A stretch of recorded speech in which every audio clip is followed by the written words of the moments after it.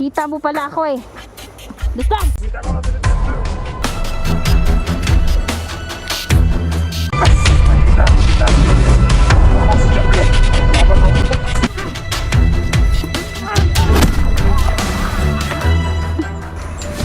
Ikaw na ang susunod! Hindi ka dito!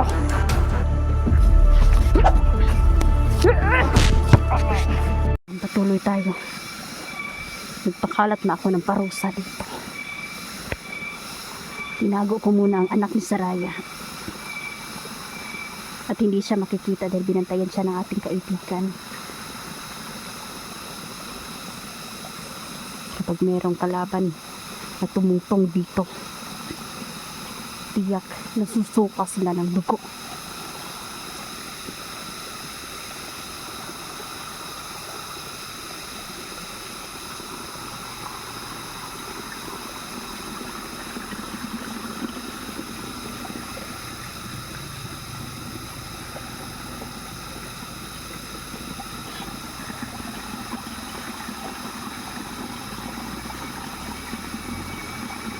Sariwa pa ang dugo.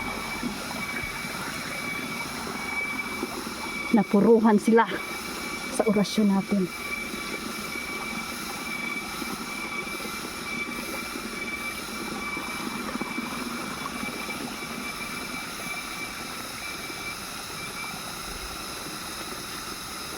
Walang awa kayong pumatay sa mga kabataan. Kaya papatayin natin sila.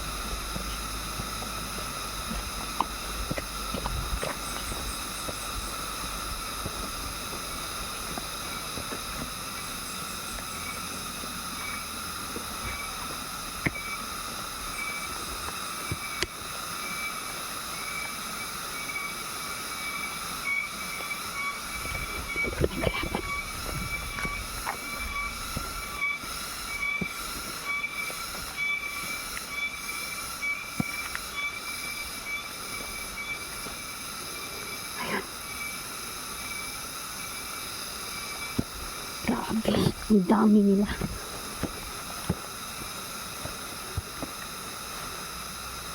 Dami nila dito.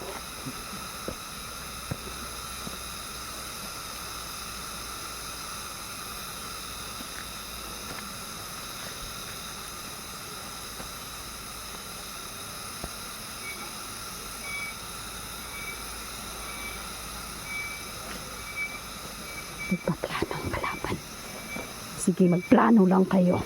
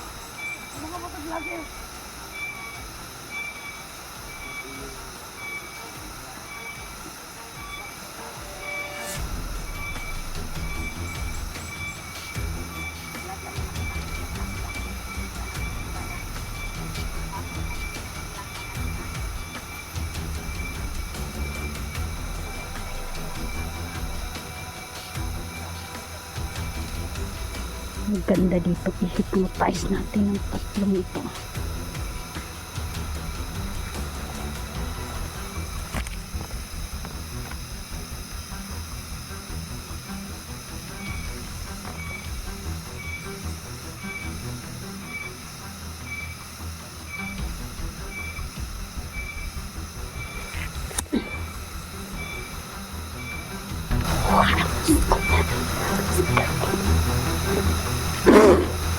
Mag-away-away kayo!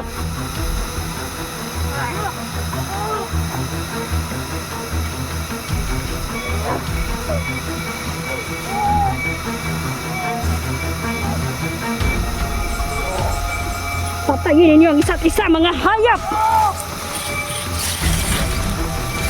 Wala kayong kwenta.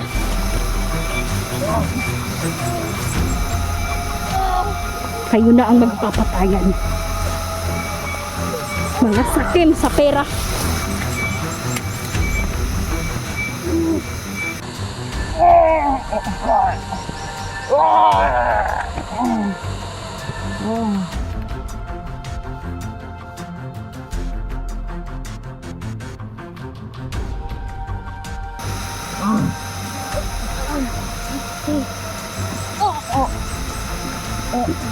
Sige, laban!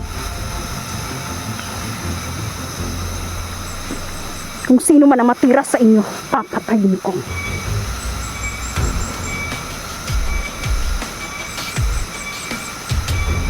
Walang hypnotize dito.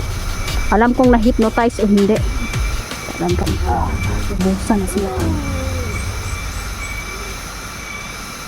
Tubusan na ang kanilang kasamaan. Mga anak ito ng mga commander.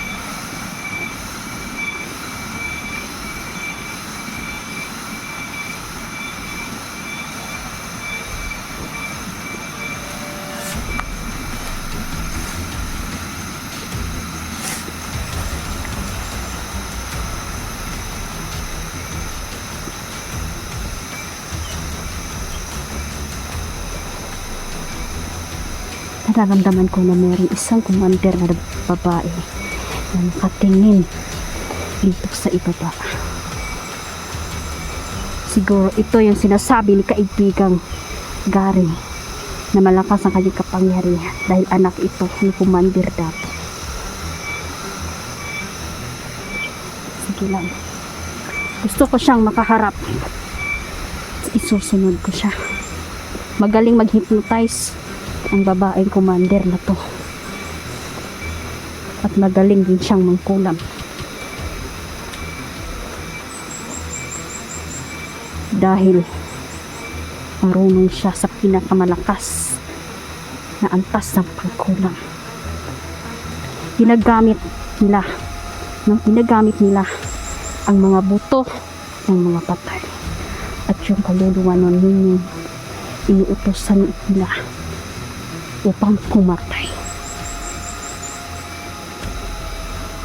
ng mga tao.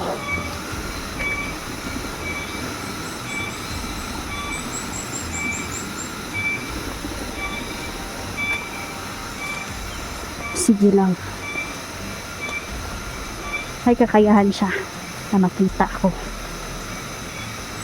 Dahil sa lakas ng kanyang kapangyarihan. Hindi ako natatakot sa kanya.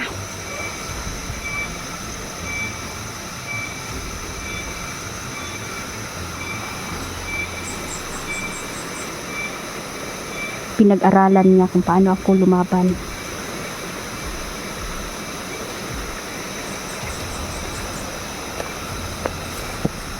Sige, magmasid ka lang.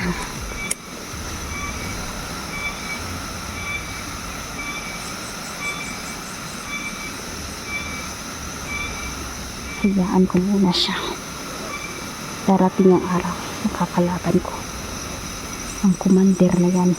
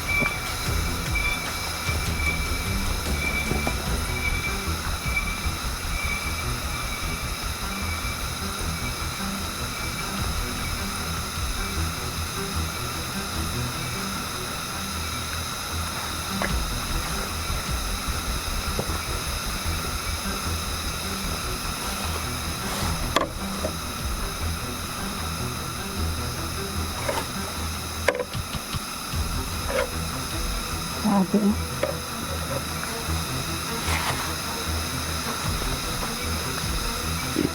Mga salbahe, halimaw ang kalaban natin dito.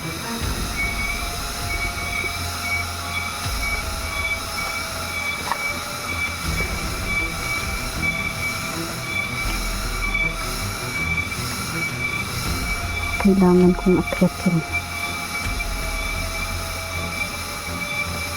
Bundok na to. Napakatarik, pero kaya to.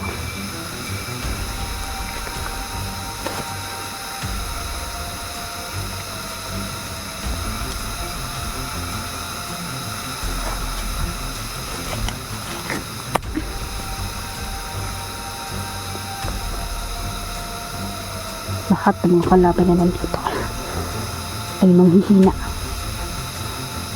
at susuka sila ng dugo. Inuutusan ko ang mga insekto na makiisa sa laban ko ngayon. Lusubin ninyo ang mga kalaban.